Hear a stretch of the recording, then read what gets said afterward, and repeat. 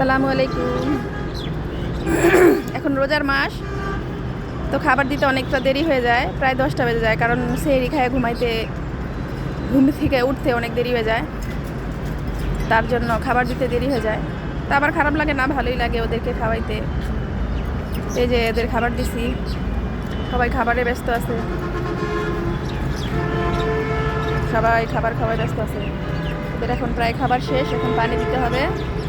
এই যে আমার সাজু, পাগলা সাজু, আজকে অনেক পাগলামি করছে খাবারের জন্য, মানে দেরি হয়ে গেছে খাবার খেতে, তার জন্য মানে আমার কাছে পাগলের মতো তাই ছুটে ছুটে আসছে কয়েকবার।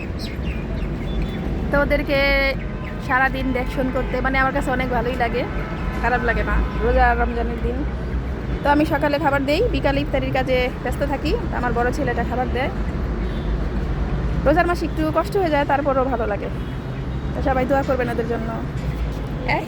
কই রে, ওই যে ওদেরকে ছাড়ছি, মুরগির বাচ্চাগুলা ওরা নিচে আছে, একটু পরে খাঁচার মধ্যে আটকে দিব। ওরা সবাই দোয়া করবেন আমার মোরগ মুরগি এবং কবুতরগুলোর জন্য। আল্লাহ হাফেজ।